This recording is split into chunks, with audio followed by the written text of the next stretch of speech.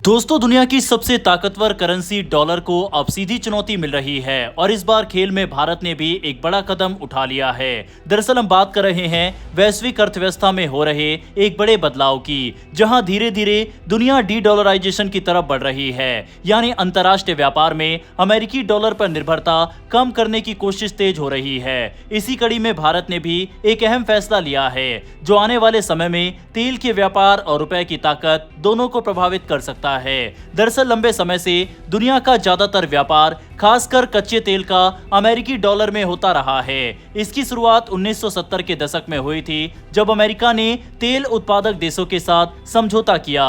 इस समझौते के तहत तेल की कीमत और भुगतान डॉलर में तय किया गया। इसके बदले अमेरिका ने इन देशों को सुरक्षा का भरोसा दिया। यहीं से पेट्रो डॉलर सिस्टम बना, जिसने डॉलर को वैश्विक स्तर पर बेहद मजबूत बना दिया।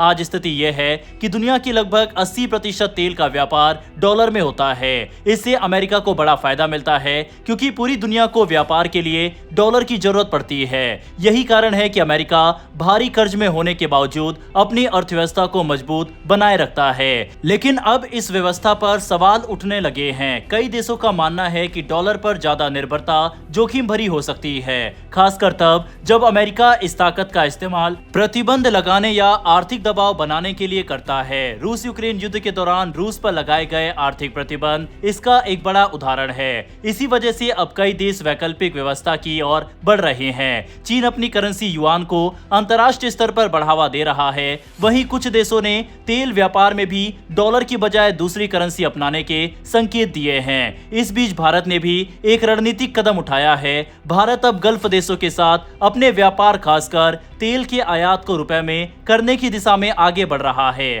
पहले भारत रूस के साथ कुछ लेन देन रुपए में कर चुका है, लेकिन अब अगर गल्फ देश भी इस व्यवस्था को स्वीकार करते हैं तो ये एक बड़ा बदलाव माना जाएगा। वहीं इस फैसले के पीछे एक बड़ा कारण है लेन देन की जटिल प्रक्रिया। अभी तक जब भारत किसी देश से व्यापार करता है तो रुपए को पहले डॉलर में बदला जाता है और फिर उस देश की करेंसी में। इस पूरी प्रक्रिया में समय भी लगता है और लागत भी बढ़ती है। साथ ही डॉलर की कीमत में उतार चढ़ाव का जोखिम भी बना रहता है। लेकिन अगर सीधे रुपए में व्यापार होता है तो ये प्रक्रिया सरल हो जाती है। इससे न सिर्फ लागत कम होती है, बल्कि भारत को डॉलर पर निर्भरता भी घटाने में मदद मिलती है। इसके अलावा अंतर्राष्ट्रीय स्तर पर रुपए की मांग बढ़ने से उसकी स्थिति भी मजबूत हो सकती है। विशेषज्ञों का मानना है कि अगर भारत अपने तेल आयात का बड़ा हिस्सा रुपए में करने में सफल हो जाता है तो ये पेट्रो रूपी की दिशा में एक बड़ा कदम होगा। यानी जैसे कभी पेट्रो डॉलर सिस्टम बना था, उसी तरह भारत भी अपनी करेंसी को ऊर्जा व्यापार से जोड़ने की कोशिश कर रहा है। हालांकि यह बदलाव तुरंत नहीं होगा। डॉलर की पकड़ अभी भी वैश्विक अर्थव्यवस्था में मजबूत है, लेकिन जिस तरह से अलग अलग देश विकल्प तलाश रहे हैं, उससे यह साफ है कि आने वाले समय में अंतर्राष्ट्रीय व्यापार का स्वरूप बदल सकता है। भारत के लिए यह मौका इसलिए भी महत्वपूर्ण है क्योंकि वह एक बड़ा ऊर्जा आयातक देश है। अगर वह अपने व्यापार को अपनी करेंसी में करने में सफल होता है तो इससे आर्थिक स्थिरता और रणनीतिक स्वतंत्रता दोनों बढ़ेंगी। अंत में ये कहा जा सकता है कि वैश्विक अर्थव्यवस्था एक नए दौर में प्रवेश कर रही है, जहां करेंसी भी एक शक्तिशाली हथियार बन चुकी है और भारत इस बदलते खेल में अपनी मजबूत भूमिका निभाने की तैयारी कर रहा है।